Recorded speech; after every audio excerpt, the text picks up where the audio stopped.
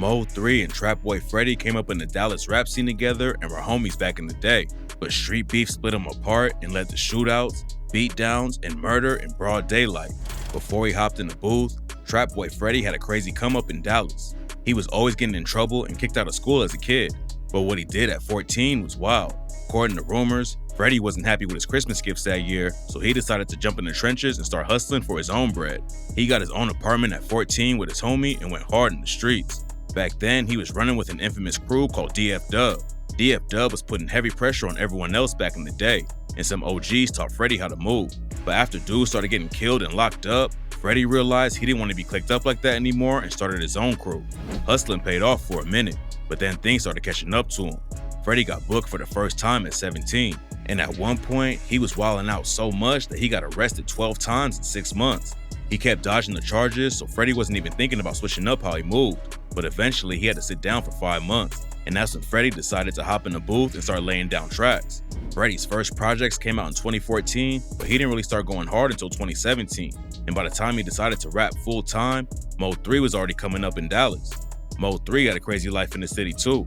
He grew up seeing violence and poverty every day, and a lot of nights he would have to sleep outside when the electricity at his mom's crib got shut off. Freddie's story about getting his own place at 14 just so he could hustle in the streets is crazy, but MO3 got active at an even earlier age. MO3 stole a gun from his cousin when he was 12 and carried it everywhere he went even though he didn't have any ammo for it. Then at 14, he got hit with his first robbery charge and went through damn near every correctional facility in Dallas over the next few years. According to MO3, he was 15 when he started getting into shootouts, and he claimed he got in so many that he lost count. But besides busting at the ops, MO3 was out there robbing people too, and at age 17, he got hit with 4 charges of aggravated robbery. MO3 had put himself in a bad situation, but his case hurt his family too. His mama spent everything she had trying to fight the charges for him, and she ended up losing her house, car, and had to move in with her sister. After MO3 got hit with a 10-year sentence, his pops asked him what the next move was after he got out.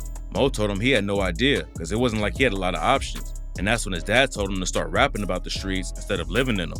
He had already been rapping and singing his whole life, so when he got out after serving 2 years, MO3 got to use his cousin's recording studio for free and started going hard in the booth.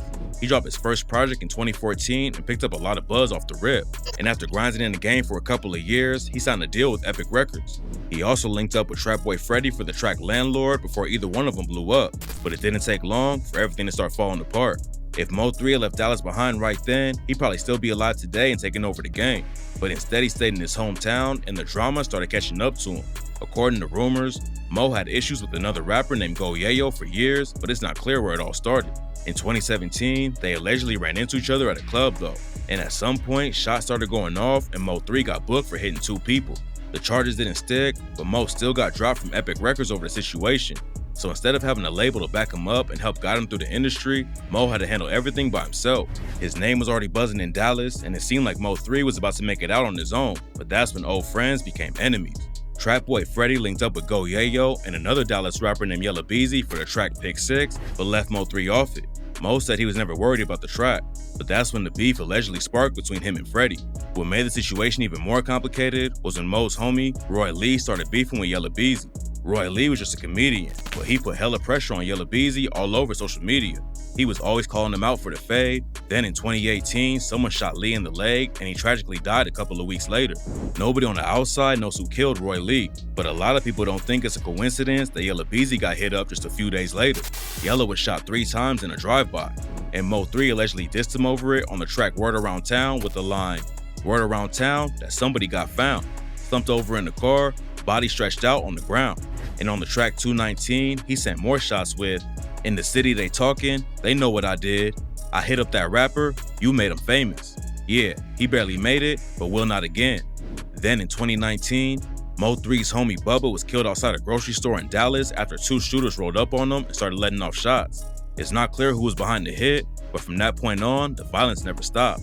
Freddie and Yella Beezy both allegedly ran down on Mo3's manager, Brian Rainwater, and put hands on him. Rainwater's just a music dude who doesn't have any street ties, but Freddie allegedly caught him one time, then Yella and his crew allegedly stomped him out in the middle of the street. Freddie and Mo3 were going back and forth all over social media, and then Freddie leaked a video that allegedly showed Mo3 running away from him. It's tough to see what actually happens in the video, but Mo3 said Freddie was capping about what went down. According to Mo3, He pulled up to Freddie's shop in his own hood to run the one-on-one fade, but Freddie wouldn't come out. He said everyone scattered when the cops pulled up. Then he hopped on IG Live and told Freddie to pop out and meet him to fight. Another video came out that shows Mo pulling up to Freddie's place before that too. Mo said he walked up with no gun on him and just wanted to throw hands with Freddie. Then Freddie pulled out a huge rifle, but Mo still walked away with no issues. What's wild about the whole situation is that MO3 could have dipped out at any time and left the Dallas drama behind. He was running up huge numbers and collabing with dudes like Boosie Badass and could have moved away to focus on his career, but instead he stuck around and allegedly got into a shootout with Freddie and his crew. In September 2020, MO3 pulled up to a nightclub called V Live and shots started going off before he even got inside. He allegedly shot back and hit 2 ops, and according to rumors, Trapboy Freddie was one of them. A couple of weeks later, Freddie told his fans that he broke his leg in a car wreck, but MO3 aired him out on IG and said that he actually got shot at V Live. Is my op laid up in a hospital talking about he got in a car wreck? Boy, they talking about you broke your leg. Tell these niggas you really got hit up. Then Freddie clapped back and dissed Mo for putting street business on the internet. At that point, it was only a matter of time before one of them either got killed or locked up. And just 2 months later, the war in Dallas ended with a brutal shooting in the middle of the highway.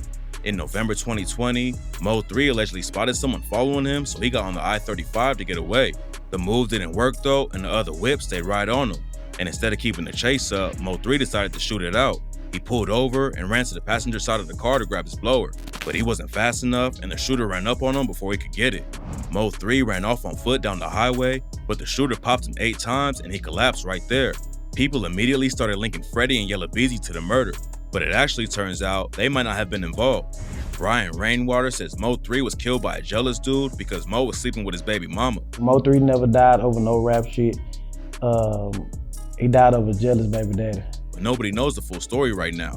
Freddie might not have put the bag on his head, but that ain't stop him from dissing Mo3 right after his death. He dropped the track Laugh Now and said, "Tell him laugh now, heard they jump out the whip. He got ran down, why you ain't tell him before the beat? You was fanned out, everybody was instigating, look how it panned out. Heard when they caught him with his pants down." Freddie might have survived the war with Mo3, but now he's facing decades in prison on a weapons charge he picked up last year. The cops also found a live tiger inside his house, which is illegal in Texas, but it's not clear if Freddie will face charges for that yet. Freddie and Mo3 could have put on for the city together and started a new wave of Southern rap, but instead they let street beef tear Dallas apart, and now Mo3's dead and Freddie might be facing decades if he goes down for this new case. Rest in peace to Mo3 and everyone else who lost their lives.